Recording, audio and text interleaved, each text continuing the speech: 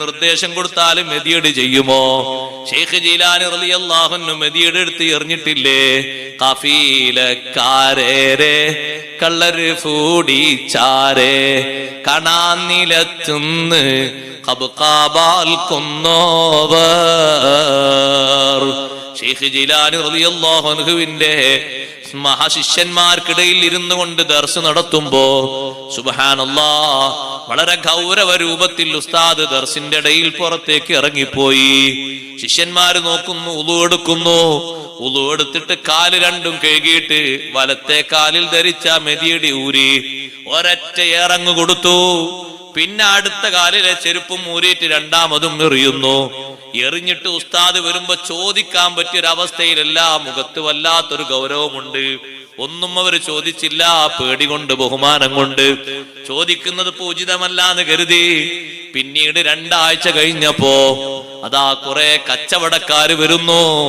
ആ കച്ചവടക്കാരെ കയ്യിൽ സ്വർണമുണ്ട്, വെള്ളിയുണ്ട്, നേർച്ച വസ്തുക്കളുണ്ട്. ശിഷ്യന്മാർ ചോദിക്കുന്നു, നിങ്ങൾ എവിടേക്കാണ്? ഞങ്ങൾ ഷെയ്ഖ് ജീലാനി റളിയല്ലാഹു അൻഹു കാണാൻ പോവുകയാണ്. അപ്പൊ ശിഷ്യന്മാർ നോക്കുമ്പോ ഉസ്താദിന്റെ 2 ചെരുപ്പും അവരെ കയ്യിലുണ്ട്. ഇത് ഞങ്ങളെ ഉസ്താദിന്റെ മെതിയടിയാണല്ലോ, അത് എവിടുന്നാ കിട്ടിയത്? അതെ, ഷെയ്ഖ് ജീലാനി റളിയല്ലാഹു അൻഹുവിന്റെ ചെരുപ്പാണ് എന്ന് കരുതിയിട്ടാ ഞങ്ങൾ ഇതെടുത്തത്.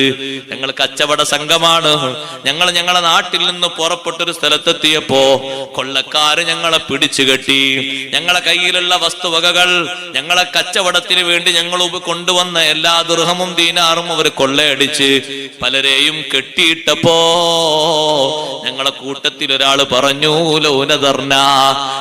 ഷെയ്ഖ് അബ്ദുൽ ഖാദിറിന് നമ്മൾ വല്ലതും നേർച്ചയാക്കിയാലോ? നേർച്ചയാക്കിയാൽ ഈ അപകടത്തിൽ നിന്ന് നമുക്ക് രക്ഷ കിട്ടുമല്ലോ എന്ന് പറയേണ്ട താമസം നേർച്ചയുടെ വിഷയം പറഞ്ഞപ്പോഴേക്ക് വലിയൊരു ശബ്ദം ഞങ്ങൾ കേട്ടു. പിന്നെ കുറച്ചു കഴിഞ്ഞപ്പോ 2ാമത്തൊരു ശബ്ദവും കേട്ടു. പിന്നെ ഏതാ ഞങ്ങളെല്ലാവരെയും കെട്ടയിച്ച് വിട്ടിട്ട് ചോട്ടാ കൊള്ളക്കാര് പറഞ്ഞു, നിങ്ങളെ സാധനങ്ങളൊക്കെ എടുത്തിട്ട് സ്ഥലം വിട്ടേക്കണം.